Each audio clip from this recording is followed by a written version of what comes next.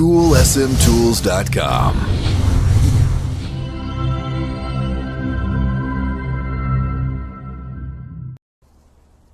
I'm Jon Perry. This is my wife, Laura. We had an initial meeting at our home to see what synergy could exist.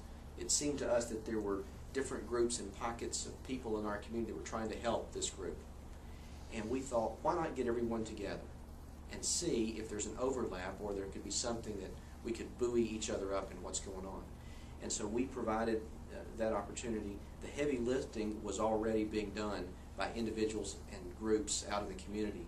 All we did is put the groups together in the same room and provide an avenue for them to communicate, exchange ideas.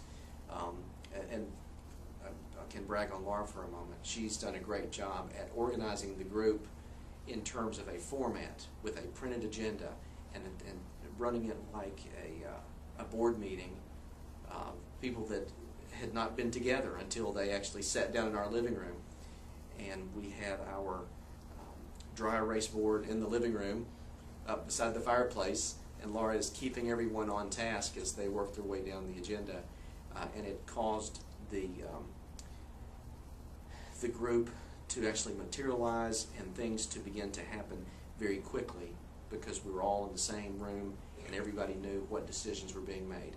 Once the information was shared, you know, Catholic Charities had tremendous information and tremendous help. Some of the members of Christ Church who had been hands-on in the community had lots of information. We actually invited some of the members of the Bhutanese-Nepali community to the meeting, and so they had representatives who were there that would give us information.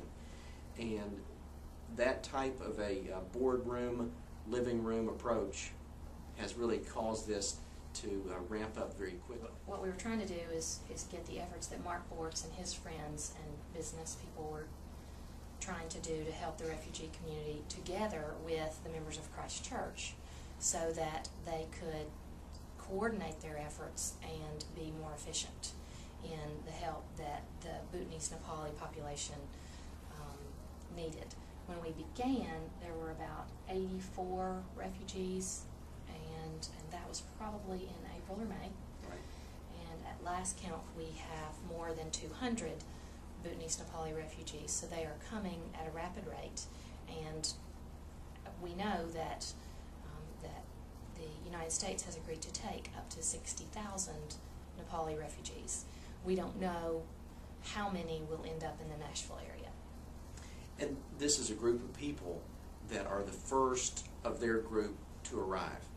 So when we have other immigrants who are arriving here, they're able to assimilate into their community. There's someone who can speak their language. There's someone who can help them find a job, that can teach them to drive, that can help them navigate through a different society. These people, when they arrived, didn't have that ability to fall back on someone who came first. They are the first to arrive. And we felt, the business leaders as well as the not-for-profit and the church leaders that were all coming together with the synergy that was being created earlier this year, we felt that it was important to help them lay that foundation. They want to be self-sufficient. They want to help their own community. But someone has to teach the first few how to drive, how to take a driver's test, how to live in a metropolitan community, how to apply for a job, how to begin to assimilate into this culture. Well, one of the things that we learned is that Catholic Charities and World Relief and Catholic Charities were instrumental with United Nations in bringing this community over into Nashville. We also learned that Tennessee has a refugee services department. Those governmental entities and not-for-profit entities help this community get social security numbers and permanent residence cards, help them get into housing, give them financial support for 8 months, give them English as a second language. All of that has been in place in the Nashville community for decades, and up until the Nepalis got here, it has worked well and even won awards nationally and globally. We have an excellent refugee program here. Catholic Charities is a phenomenal organization, But our Nepali population, because they had been exiled from their home country of Bhutan 18 years ago, had been living in a refugee camp for 18 years in the country of Nepal. They had been unable and not allowed to work for anything of value inside or outside the camp, which meant we had an entire generation of people coming here with no work skills. Some of them, many of them, have never seen a car. So while teaching an American teenager to drive, that American teenager has grown up in a car with mom and dad, familiar with our road system, with our rules, with the actual car. And this community has difficulty understanding initially how to get a car door open. Their needs are greater than, say, somebody coming from Egypt or someone coming from Mexico or Canada. They just did not, because they were living in this camp-like setting with no job skills, none. They don't know how to run a cash register or how to lay brick. These aren't things that they came with, so their needs are greater than the systems, our award-winning systems, already had in place. And their population is going to need more than we currently have in place to give. And that's when I think the business community, our church, Christ Church, and other churches in the area, and then other not-for-profits really got involved and said, how can we help? And in that process, what we learned is they all have cell phones.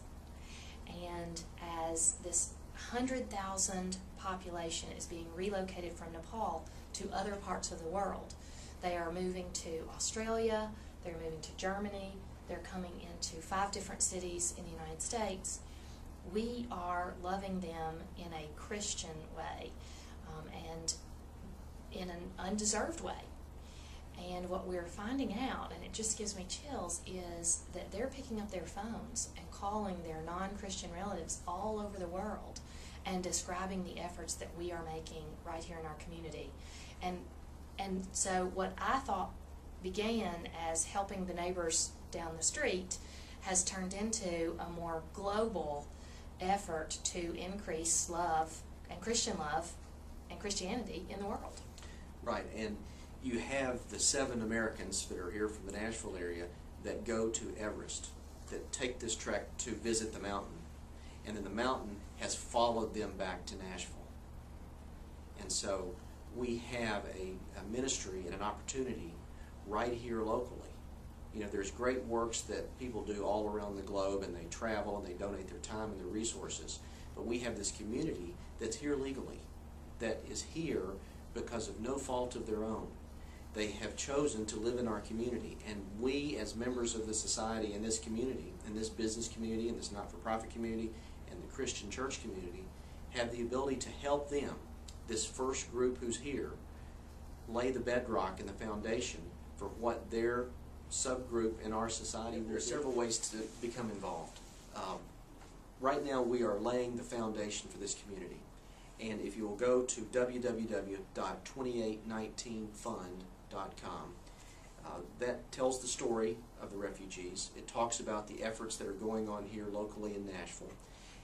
It talks about the world premiere movie event that's coming up on August the 20th here in Franklin, in the Cool Springs area at Thoroughbred Cinemas.